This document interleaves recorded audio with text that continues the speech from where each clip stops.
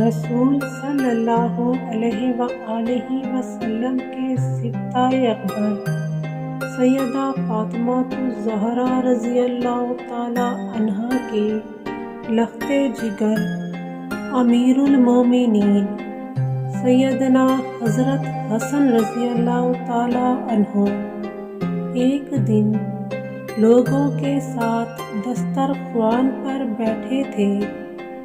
غلام شوربے کا بادیہ لے کر حاضر ہوا، مگر اتفاقاً ٹھوکر کھا کر گر پڑا۔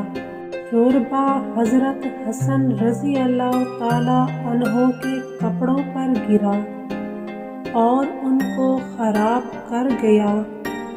آپ رضی اللہ تعالی عنہ نے غلام کو غصے سے گھورا، جس سے وہ کانپ اٹھا، مگر اسے فوراً قرآن کی یہ آیت یاد آئی۔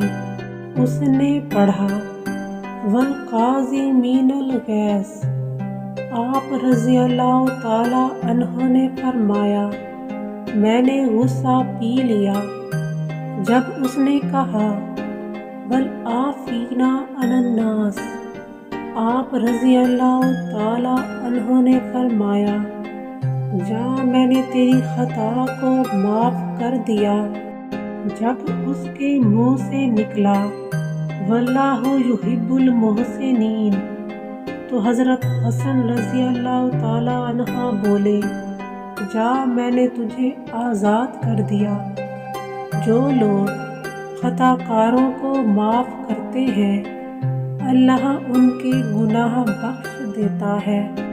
ایک دانا نے حضرت عیسیٰ علیہ السلام سے سوال کیا کہ دنیا میں سب سے سخت اور خوفناک شے کون سی ہے؟